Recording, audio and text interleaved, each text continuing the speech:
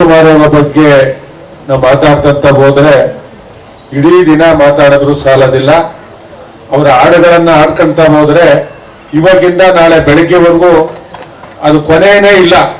ಅಷ್ಟೊಂದು ಕನ್ನಡಕ್ಕೆ ಅತ್ಯಂತ ಒಂದು ಮಹತ್ವವನ್ನು ಕೊಟ್ಟು ನಾವೆಲ್ಲ ವಿದ್ಯಾರ್ಥಿಗಳಾಗಿರ್ತಕ್ಕಂಥ ಸಂದರ್ಭದಲ್ಲಿ ಗೋಕಾಕ್ ಚಳುವಳಿ ಲಕ್ಷಾಂತರ ಜನ ಬಂದು ಸೇರ್ತಕ್ಕಂಥದ್ದು. ಡಾಕ್ಟರ್ ರಾಜ್ಕುಮಾರ್ ಅವರು ಬರ್ತಾರೆ ಅಂತಂದ್ರೆ ಲಕ್ಷಾಂತರ ಇಡೀ ಬೆಂಗಳೂರೇ, ಮೈಸೂರು ಬ್ಯಾಂಕ್ ಇಂದ ಹಿಡಿದು ಮೆಜೆಸ್ಟಿಕ್ ಇಂದ ಹಿಡಿದು ನೃಪತುಂಗ ರೋಡಿಂದ ಜನಸ್ತೋಮ ಅಂತಂದ್ ಹೇಳೋದಕ್ಕೆ ಇಲ್ಲ.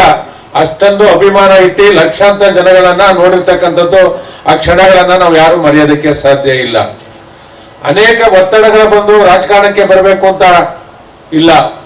ನಾನು ಕನ್ನಡ ಚಲನಚಿತ್ರ ರಂಗಕ್ಕೆ ಸೇವೆಯನ್ನು ಸಲ್ಲಿಸಬೇಕು ಅಂತಕ್ಕಂಥದ್ನ ಇಡೀ ಭಾರತಕ್ಕೆ ಕನ್ನಡದ ಚಲನಚಿತ್ರ ರಂಗದ ಮೇರು ನಟ ಮಾದರಿ ಆಗವ್ರೆ ಅಂತಂದ್ರೆ ಅದು ತಪ್ಪಾಗೋದಕ್ಕೆ ಸಾಧ್ಯ ಇಲ್ಲ ಅಂತಕ್ಕಂಥ ಮಾತನ್ನ ಹೇಳೋದಕ್ಕೆ ಬಯಸ್ತೇನೆ.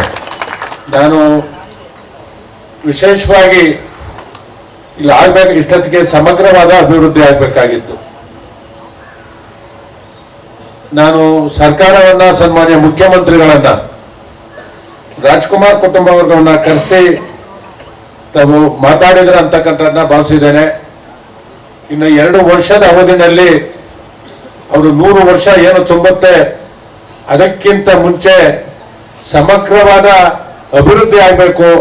ಬರೀ ರಾಜ್ಕುಮಾರ್ ಮಾತ್ರ ಇಲ್ಲ, ಪುನೀತ್ ರಾಜ್ಕುಮಾರ್ ಇದ್ದಾರೆ, ಪಾರ್ವತಮ್ಮ ರಾಜ್ಕುಮಾರ್ ಇದ್ದಾರೆ. ಇದೊಂದು ಅತ್ಯಂತ ಪುಣ್ಯವಾದ ಸ್ಥಳ. പക്ഷെ ನಾವು ಭಾನುವಾರ ರಜಾ ದಿನಲ್ಲಿ ನೋಡಿದ್ರೆ 5,000ದಿಂದ 10,000 ಜನ ಕ್ಯೂನಲ್ಲಿ ಬಂದು ಹೋಗ್ತಕ್ಕಂಥದ್ದನ್ನ ನಾವು ಪ್ರತಿ ವಾರನೂ ನೋಡ್ತೇವೆ.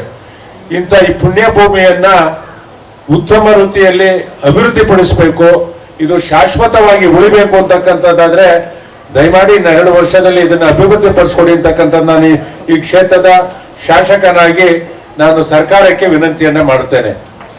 ಇವತ್ತು 2 ಕಾರ್ಯಕ್ರಮ ಮುಗಿಸ್ಕೊಂಬಂದೆ, ರಾಜ್ಕುಮಾರ್ ಅವರು 2 ಕಾರ್ಯಕ್ರಮ ಮುಗಿಸ್ಕೊಂಬಂದೆ. ಸಂಜೆ ಒಂದು ದೊಡ್ಡ ಕಾರ್ಯಕ್ರಮ ಕುರುಬ್ಲಳ್ಳಿ ಸರ್ಕಲ್ ಇರ್ತಕ್ಕಂಥ ಪ್ರತಿಮೆ ಏನಿದೆ, ರಾಜ್ಕುಮಾರ್ ಪ್ರತಿಮೆ, ಬಹುಶಃ ಇದು ಕರ್ನಾಟಕದಲ್ಲೂ ಇಲ್ಲ, ಇಂಡಿಯಾದಲ್ಲೂ ಇಲ್ಲ. ಪ್ರತಿನಿತ್ಯ ಅಲ್ಲಿ ಪೂಜೆ ಆಗುತ್ತೆ, ಪ್ರತಿನಿತ್ಯ ಪೂಜೆ ಆಗುತ್ತೆ. ನಾವು ಕೊನೆಯದಾಗಿ ಖಂಡಿತ ಪುನೀತ್ ರಾಜ್ಕುಮಾರ್ ಅವ್ರನ್ನ ಆ ಕಾರ್ಯಕ್ರಮದಲ್ಲಿ ಸುಮಾರು 1.5 ಗಂಟೆ ಇದ್ರು. 1.5 ಗಂಟೆ ಆ ಕಾರ್ಯಕ್ರಮದಲ್ಲಿ ಹಾಡಿ ಡ್ಯಾನ್ಸ್ ಮಾಡಿ ಇದನ್ನ ಹೋದಂತ ಸಂದರ್ಭದಲ್ಲಿ ನಾವು ನೆನೆಸ್ಕೊಂತೇವೆ. ಆದ್ರೆ ರಾಜ್ಕುಮಾರ್ ಅಂತಕ್ಕಂಥ ವ್ಯಕ್ತಿ, ಕನ್ನಡದ ವ್ಯಕ್ತಿ ಮತ್ತೊಬ್ರು ಹುಟ್ಟೋದಿಲ್ಲ. ಇವತ್ತೇನಾದ್ರೂ ಈ ರಾಜ್ಯದಲ್ಲಿ ಇನ್ನ ಕನ್ನಡತನ ಐತೆ ಅಂತಕ್ಕಂಥದ್ದು ಅದಕ್ಕೆ ಕಾರಣ ಡಾಕ್ಟರ್ ರಾಜ್ಕುಮಾರ್ ಅಂತಕ್ಕಂಥದ್ದನ್ನ ನಾನು ಈ ಸಂದರ್ಭದಲ್ಲಿ ಹೇಳೋದಕ್ಕೆ ಬಯಸ್ತೇನೆ. ಈಗ ಕರ್ನಾಟಕ ರತ್ನವನ್ನ ಕೊಟ್ಟಿದೆ. ನಾನು ನಮ್ಮ ಮೇಡಮ್ ಕೇಂದ್ರ ಸಚಿವರಿದ್ದಾರೆ, ತಾವು ಪ್ರಯತ್ನ ಮಾಡಿ ನಾನು ಶಾಸಕನಾಗಿ ಕೇಂದ್ರ ಸರ್ಕಾರಕ್ಕೆ ಮನವಿಯನ್ನ ಮಾಡ್ಕೊಂತೇನೆ. ಇಂಥ ಪುಣ್ಯ ಪುರುಷರಿಗೆ ಭಾರತ ರತ್ನವನ್ನ ಕೊಡಿ ಅಂತಕ್ಕಂಥದ್ದನ್ನ ನಾನು ಈ ಕ್ಷೇತ್ರದ ಶಾಸಕನಾಗಿ ನಮ್ಮ ಇಲ್ಲಿನ ಲೋಕಸಭಾ ಸದಸ್ಯರು, ಕೇಂದ್ರ ಸಚಿವರ ಮುಖೇನ ಕೇಂದ್ರ ಸರ್ಕಾರಕ್ಕೂ ನಾನು ವಿನಮ್ರತೆಯಿಂದ ಮನವಿಯನ್ನು ಮಾಡ್ಕೊಂಡು ಅವ್ರಿಗೆ ಭಾರತ ರತ್ನವನ್ನ ಕೊಡಬೇಕು ಅಂತಕ್ಕಂಥ ವಿಚಾರದಲ್ಲಿ ನಾವು ಅವರ ಜೊತೆ, ಅವರ ಕುಟುಂಬದ ಜೊತೆ ಇರ್ತೇವೆ. ಮತ್ತೆ ನಮ್ಮ ಅಧ್ಯಕ್ಷರಿದ್ದಾರೆ, ಸರ್ಕಾರದ ಕಾರ್ಯದರ್ಶಿಗಳು, ಆಯುಕ್ತರಿದ್ದಾರೆ.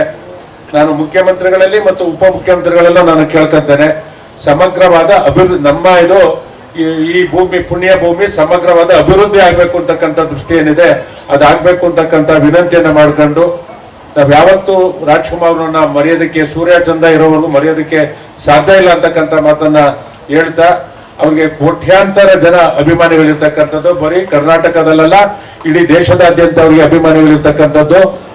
ಅವರ ಜನ್ಮದಿನ 100ನೇ ಜನ್ಮದಿನ ಇಲ್ಲಿ ಅತ್ಯಂತ ವಿಜೃಂಭಣೆಯಿಂದ ಆಗ್ಬೇಕು. ನಾನೇ ಶಾಸಕನಾಗಿರ್ತೀನಿ, ನನ್ನ ಸರ್ಕಾರಕ್ಕೆ ಒತ್ತಡವನ್ನ ಆಗ್ತೇನೆ.